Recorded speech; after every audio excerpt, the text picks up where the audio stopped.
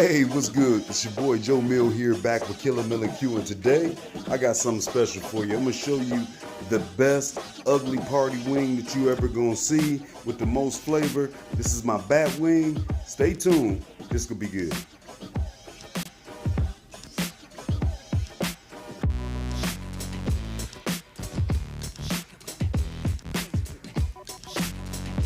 So let's get this thing started as we get in here. I'm gonna knock out a pretty quick video that I kind of stumbled into making these bat wings. As you can see, I got me a nice tray of chicken wings that we're gonna kind of start off with. Let's get these all out the package and cleaned up. All right, so I got my chicken cleaned up and just patting it dry here, get most of that moisture off. And I only did half the pack, so I got about 12 whole wings here. I'll go ahead and freeze the rest of those, so I'll be able to pull those out for another occasion. But we're gonna rock with these right here. I like to take off any little feathers or anything like that. This is something I don't like. Now that would burn off, so I mean it don't really matter, but I just don't like it personally. Totally a personal thing. But so I'm gonna be pulling a little bit of feathers up off of here, and then throwing these in the freezer, and I'll be right back. Right, clean chicken we're looking at down here. I did take the time to get rid of those little bit of feathers that was hanging out on the end, and also a little bit of that extra hanging skin that I didn't even want necessarily dripping down. Here's a little piece right there. I'll probably snip when I get off of this one. But, you know, a lot of times that's going to be the stuff that's going to be dripping down, causing up more of your flare-ups, even though in this case I'm going to be cooking indirect, more like the minion method with the heat source in the middle. So I won't have to worry about that, but I don't usually like it. It also leaves you with a cleaner grill if you get rid of most of your fat up front. Anyway, let's get a little bit of oil all over these babies, both sides. I'm using a little bit of avocado oil like normal. I'm gonna be using for our rub today, doing these bat wings. My boys rub here in Arizona up north, Lootin' Booty barbecue with this Jolly Rogers jalapeno garlic black rub. Literally one of my favorite rubs that I got in my cabinet. This is going to be the source of our bat wings today. As you can see, it's a charcoal activated rub. It'll be completely black once we get these babies done, and it's going to be a good one. I already know. Step one's complete. Now let's move on and get this rub over. And for me personally, I always want to start on the back side, so that way when I season the top side, my presentation side, shall we say, it can just sit there and relax, and then I'm going to put it on the grill. Hopefully we don't lose too much of our rub. And here we go. Got the Jolly Roger rub on. We're going to let them hang out just like you see them, and then we'll slide over to the pit. Alright, so we're going to be running the old, more or less kind of like the minion method or whatever, or I can't think of the other one. That's basically you're going to have your heat source directly in the middle. We're going to arrange those wings on the outside. We're going to cook direct to that way. Really like how that works as far as getting my chicken done. It's going to get screaming hot up in here, so it shouldn't take too long. I'm guessing roughly around 40 minutes or so to get to where I want it to be. Pretty much I had a lot of charcoal left in here from my last cook, so I was able to use a little bit of that. Only had to light up about 6 or 7 charcoals. It really don't take that much in a grill this size to get you a good heat. Things that I learned over time, so instead of overdoing it early on, I try to save a lot more of my charcoal, my fuse source, and my money these days. So anyway, I threw those couple coals in there, mixed that up. I'm gonna give this probably another 15 minutes to kind of come together and really get that heat up. Then we'll bring that chicken out here and get that fired up. And these have had more than enough time to set up. Got everything going. Got some cowboy lump charcoal briquettes going over there in the old Weber Kettle. Let's go ahead and put these chicken wings on. There we go. I got them all stretched out a little bit so they can actually keep somewhat of that wing look, but if you don't got the space, you don't got the space. So you got to tighten them up a little bit, but we should be good. We got a dozen wings on here. I'm screaming probably 400 plus degrees, so I'm gonna come back in about 20 minutes. We'll flip these over. We'll see how things is looking. Hey, it's been just a little over 20 minutes. It's calmed down in here a little bit so I can handle that temperature. I can see we got lots of good cooking left to go. I'm not going to quite flip them yet. I'll let them stay in here probably another 5 minutes or so. It does smell good. And then I'll give them their flipped in. They look like they can go a little bit longer. And before we jump back into this video, I want to jump in here real quick and let you know I appreciate you watching. If you haven't done it already, go to that bottom right corner. Make sure that you subscribe. Check out any other videos you've missed. And if you haven't found me already on every one of my social media sites, do that as well. Facebook, IG, and TikTok. Other than that, let's get back to the video. So it's been another 10 minutes or so. It's about 32 minutes in now. I'm gonna definitely go ahead and give them a flip. But the other thing that I will note, and they definitely got some more cooking to go. I want to get these babies up to around 185-ish, anywhere between there and 200 is probably gonna end up being the look I'm looking for. But I want them to get some good even cooking, so I'm gonna flip them around, let that top skin touch that rack a little bit.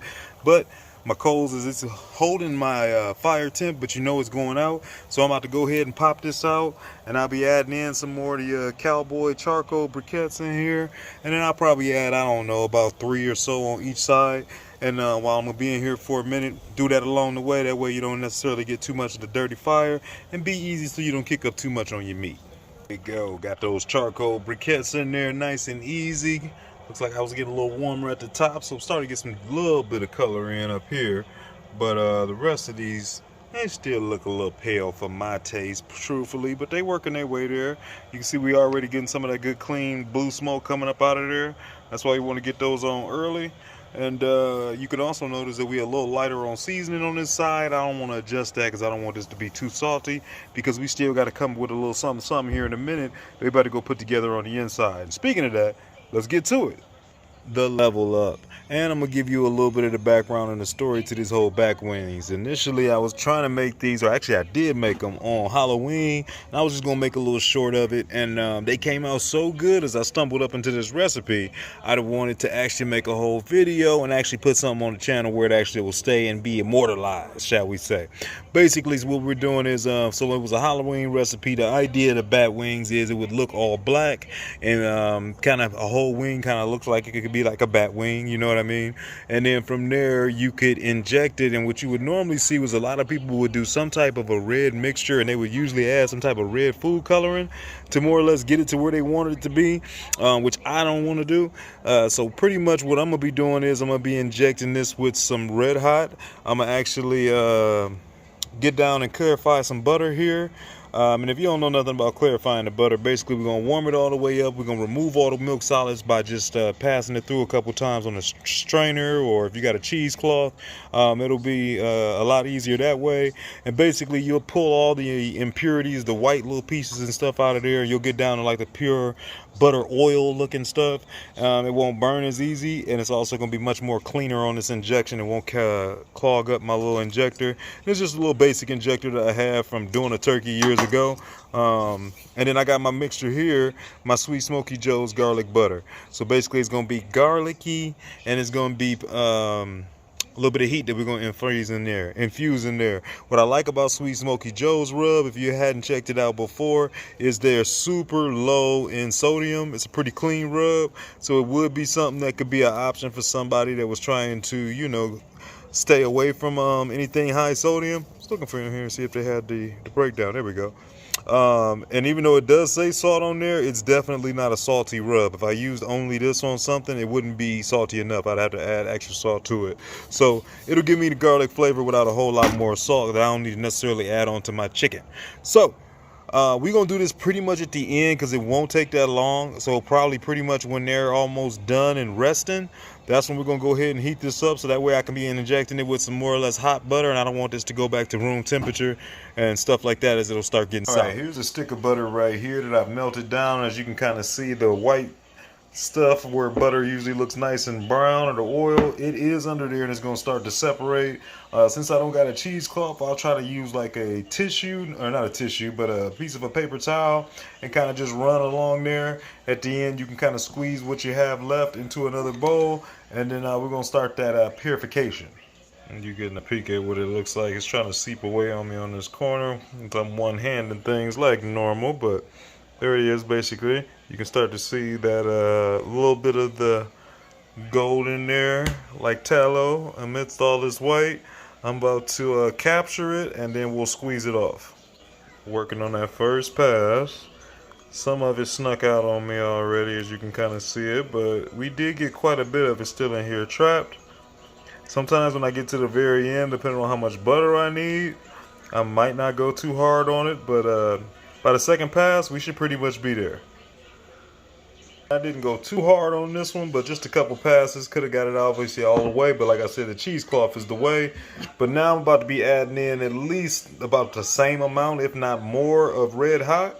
Okay, and then we're just going to, and obviously you can go to taste, but like I said, I go respectfully heavy here with some of this garlic butter here by Sweet Smoky Joe's. By that heavy, I mean, I don't know, it's probably a good teaspoon, teaspoon and a half in there. Let's mix this up, and you should get something like that right there.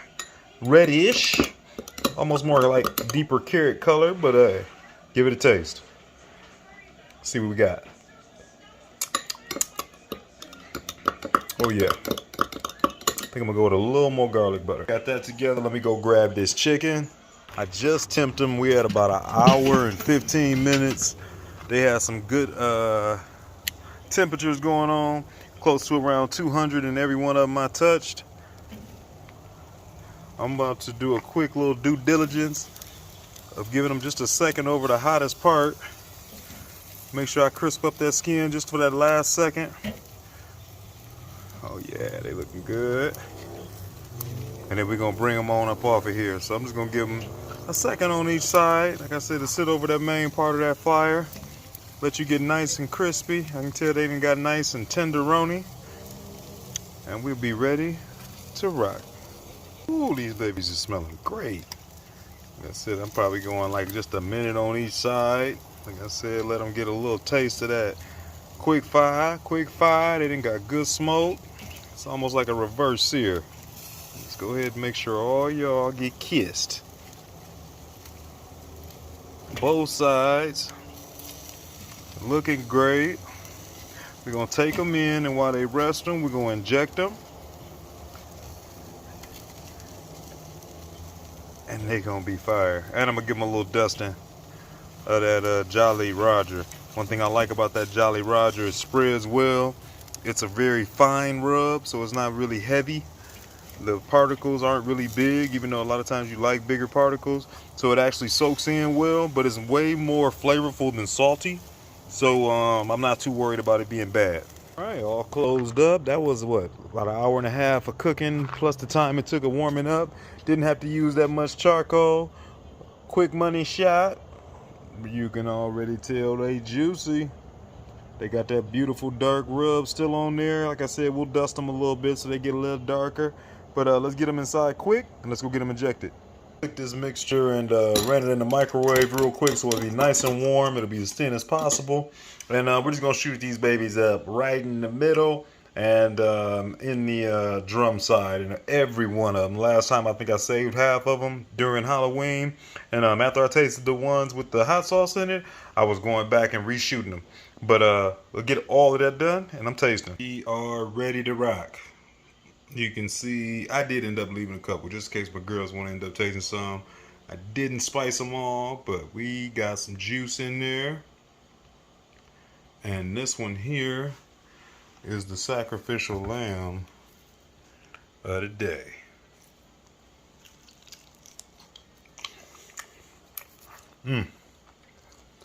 Now that one right there might be my absolute favorite. It's something special about putting that hot sauce and the butter on the inside of that wing as an injection at the very end, and that Jolly Roger rub, or a Jolly Roger rub, is no punk. I'm trying to tell you. Shouts out to my guy over there at Lootin' Booty, all the family, my boys over there at Black Smoke Barbecue. Appreciate y'all checking this video out. Stay tuned for some more good things, and I'll see y'all in about a week.